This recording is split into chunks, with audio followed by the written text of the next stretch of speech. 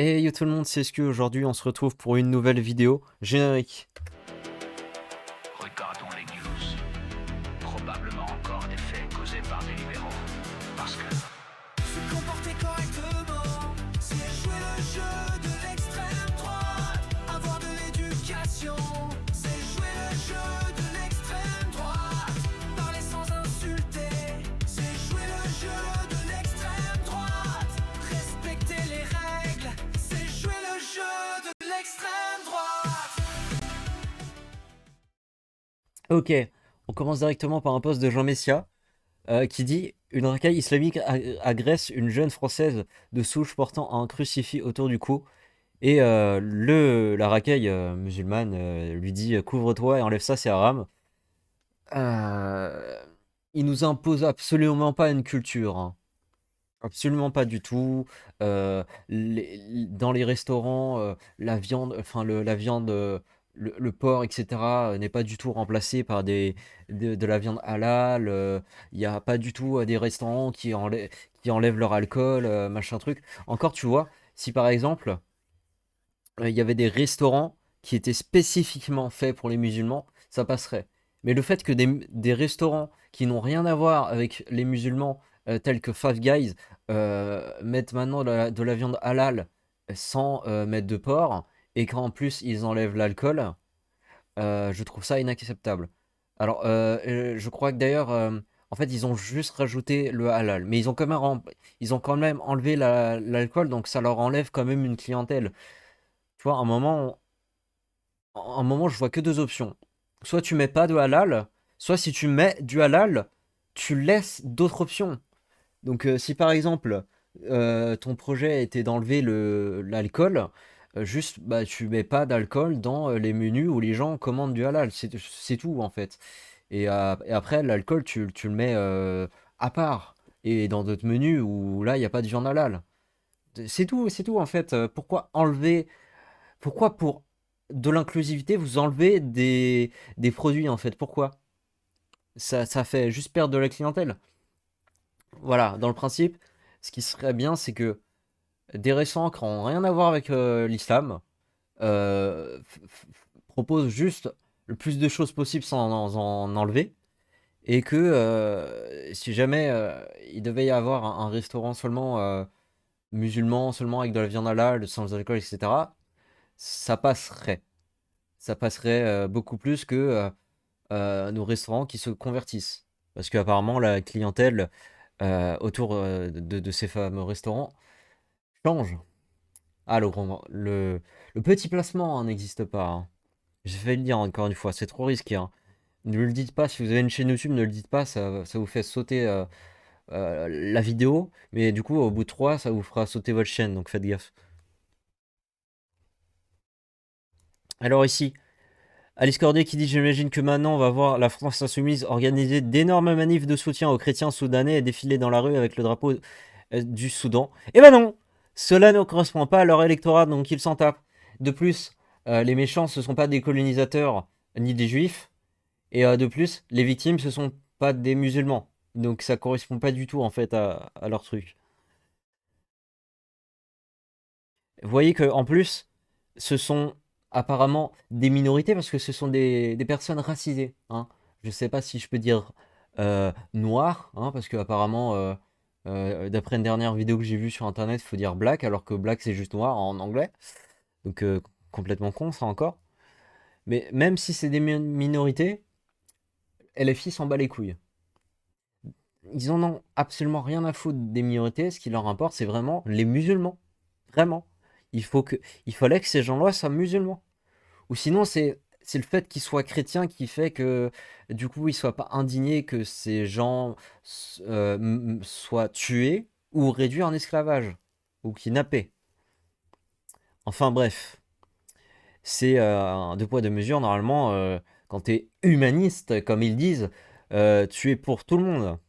Voilà. Moi, personnellement, je dis honnêtement, je ne le suis pas et je m'en fous d'à peu près tous les combats, hein. Tout ce qui est, tout ce qui m'apporte, c'est moi. Donc, s'il y a des combats qui me concernent, je prendrai position. Par exemple, sur le, Ça n'a rien à voir avec la guerre. Mais par exemple, sur le drama Fugu et Lydia, j'ai pas pris position. J'ai dit que les deux avaient des torts et que tous les influenceurs auraient dû dire la même chose. Ce qui ne s'est pas passé. Et pour Gaza et machin truc, je relate juste les faits. Je dis juste que il y a un endroit, il y a un côté qui est un peu plus radical au niveau des idées que l'autre côté.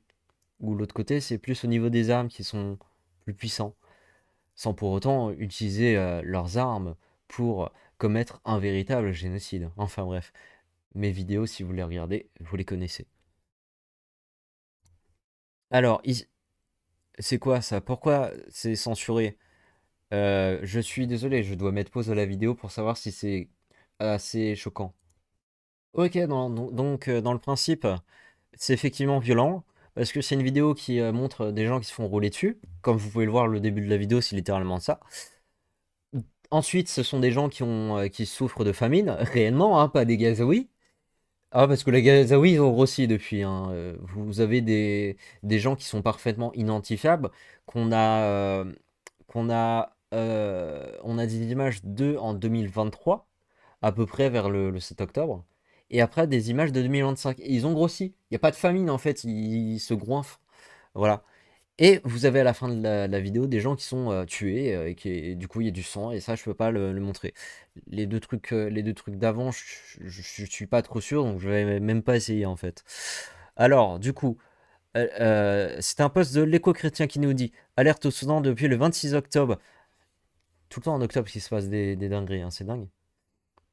La ville d'El Fasher, dans la région du Darfour, est tombée aux mains des forces de soutien rapide FSR. Les témoignages rapportés font état de torture, de violences sexuelles. Ah, bah ce mot il est interdit par YouTube. Merde! Et d'un nettoyage ethnique visant les communautés non musulmanes. Oh, dis donc, ça c'est un véritable génocide, ça, du coup.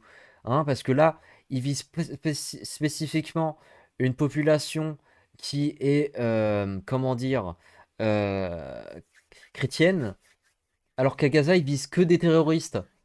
Mais du coup, l'argument de la gauche, ça doit être: ah, mais tous les terroristes, ils sont musulmans, donc c'est un nettoyage ethnique, gna gna gna. Vous êtes débiles. Si c'était un génocide, ils auraient tué tout le monde. Depuis longtemps, Israël, ils en sont caca. Ils en sont caca. Ils en sont caca. Waouh. Ils en sont capables. Désolé. Parce que j'ai bu un peu. Alors, du coup, euh, ils en sont capables. Ils ont balancé sur Gaza l'équivalent de plus de 13 Hiroshima, je crois. Et pourtant, il y a encore de la population. Quelle incohérence. Ah oui, ils ont visé que des terroristes. C'est pas un nettoyage ethnique s'ils visent seulement des gens qui euh, ont plus de points communs que les Gazaouis, hein. Parce que les Gazaouis, par exemple, ce sont pas tous des terroristes. Et c'est ça que Israël vise. Ce sont des gens qui respectent les conditions qui les qualifient de terroristes. Voilà. Le fait, par exemple, qu'ils aient des armes et qu'ils soient dans Gaza, ça suffit. Et les Gazaouis n'ont pas tous des armes. Qu'est-ce que... Je sais pas ce que c'était ce bruit. Je vais l'entendre dans l'enregistrement, celui-là. Mais enfin bref, les chiffres de ces derniers jours: 2000 civils exécutés en 15 jours. Beaucoup plus que les morts qui a pu se passer du côté chez Gazaoui en une journée. Hein, n'importe laquelle. Tu prends n'importe quelle journée depuis le 7 octobre, il n'y a jamais eu 2000 civils tués en une journée, hein. Jamais, hein. Alors, euh, 460 morts dans une seule maternité le 28 octobre. 177 000 civils piégés sans possibilité de fuite. Là où, par exemple, les Gazaouis, je crois pas qu'ils essaient de fuir, en fait. Sinon, ils l'auraient fait depuis longtemps. Enfin, il l'aurait fait depuis longtemps. Je veux dire, si c'était vraiment l'objectif de la population et des pays aux alentours, l'Égypte aurait ouvert ses frontières et les Gazaouis seraient rentrés en Égypte. Sauf que c'est pas ce qui se passe. D'après ce que me dit, je sais que c'est pas une source fiable, mais d'après ce que me dit ChatGPT, euh, l'Égypte veut fermer les frontières pour que, en gros, ça soit sûr que les Gazaouis ne quittent pas Gaza pour que Israël ne reprenne pas Gaza, quoi. Donc voilà. Et encore une fois, j'attends des extraits où, par exemple, t'as des Gazaouis qui essaient de franchir les frontières. Il n'y a pas ces extraits-là, en fait. J'en ai jamais vu d'extraits où des gens essaient de passer des frontières. Là où, par exemple, des extraits où des gens essaient de passer la frontière mexicaine, bah j'en ai vu. Voilà. Ça existe. Les gens qui essaient de passer la frontière Gaza-Égypte, non. Alors, du coup, euh, 36 000 personnes ont fui sous les balles.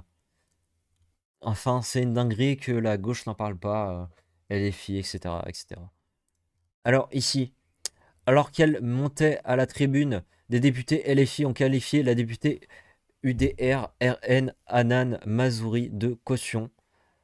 Pointant du doigt ses origines étrangères, le vrai racisme, c'est ça, à gerber cette extrême gauche. Parce qu'en gros, LFI, la gauche, etc., rattachent constamment les gens à leurs origines. Du fait, par exemple, d'après eux, un noir, un arabe ne pourra jamais être euh, un français avant d'être un arabe, mais par contre pourra être un français comme les autres.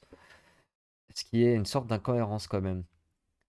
Du fait, par exemple, ils veulent que les minorités restent des minorités et restent dans leur inégalité pour qu'ils aient toujours leur fameuse aide dont ils euh, ont, ont juste en fait. Euh, c'est une sorte d'infantilisation. C'est comme si par exemple un blanc disait oh, tu es noir, donc du coup tu as des inégalités. Voilà. Et en fait, c'est du racisme de dire ça. Parce que un noir comme un blanc dans la vie a tout à fait les mêmes chances s'il est né dans le pays de réussir sa vie de la même façon que un noir ou un blanc ou un arabe. Hey!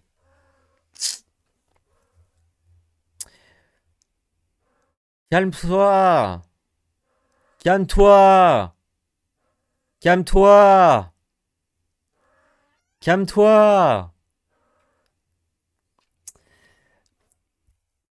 La gauche essaie toujours de nous faire croire qu'il y a une sorte d'inégalité, que les blancs ont un privilège, qui est en fait une sorte de forme de leur racisme, parce que ce sont les seuls à juger que les blancs ont des avantages, alors qu'en réalité, vous avez des tas d'associations qui vont avantager les minorités, les étrangers, etc.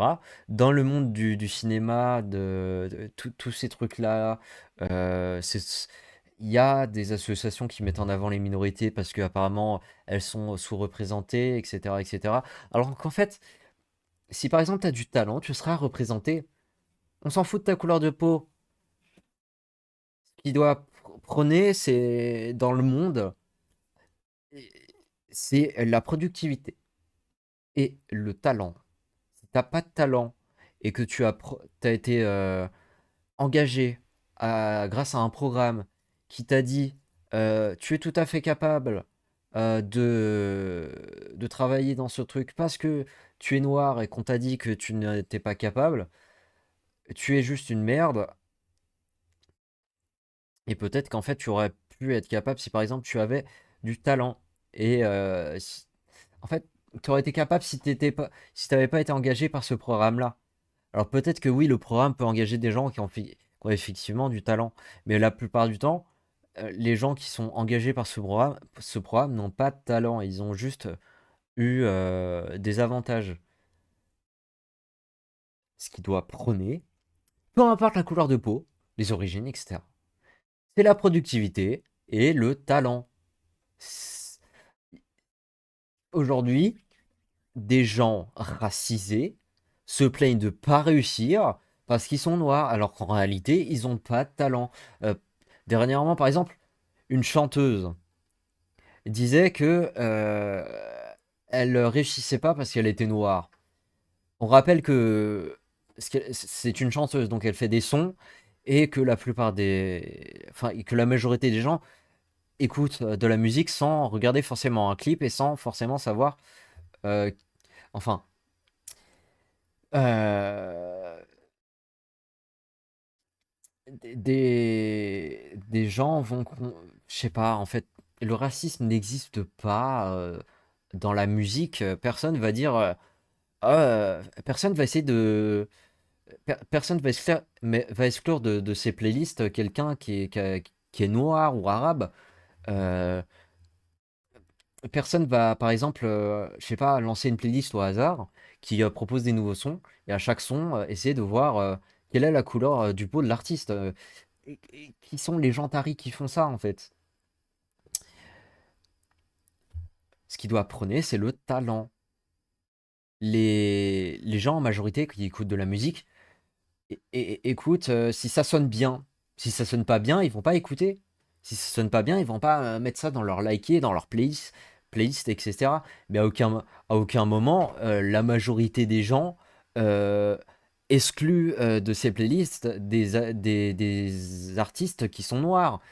Ou par exemple, vont vérifier. Enfin, je vais me répéter, mais du coup, je vais pas le faire.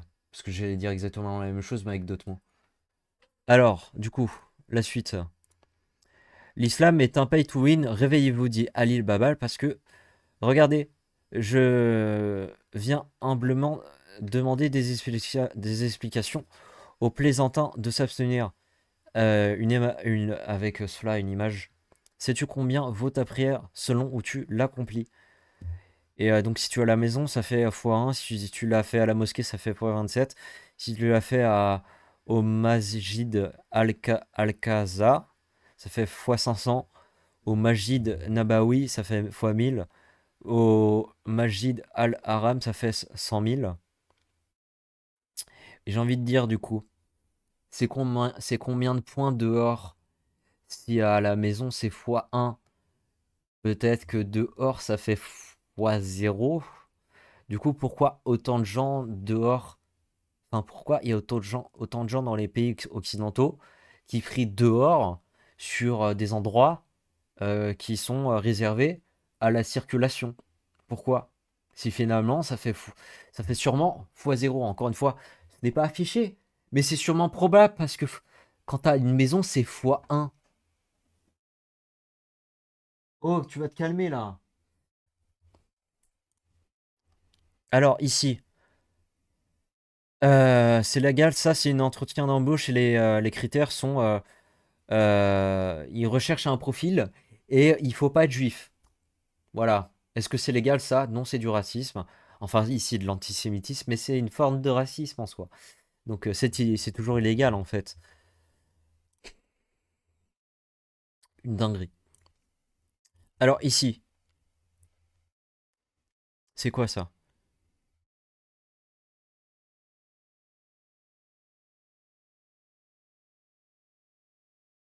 Ah, c'est un parallèle entre le H et les progressistes de 2025. Je vous laisse regarder l'image parce que j'ai clairement la flemme de lire. Mais du coup, ça correspond bien, le parallèle se fait.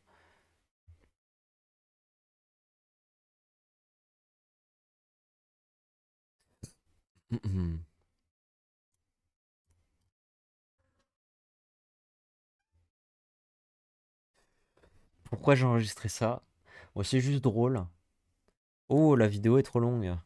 Bon, waouh.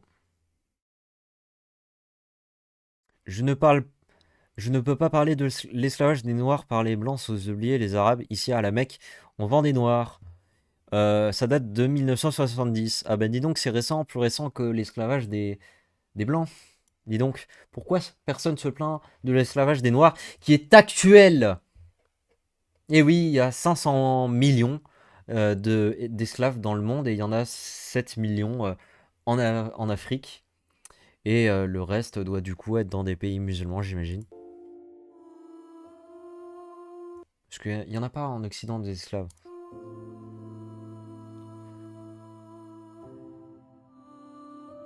Ah, la musique, merde, j'ai oublié.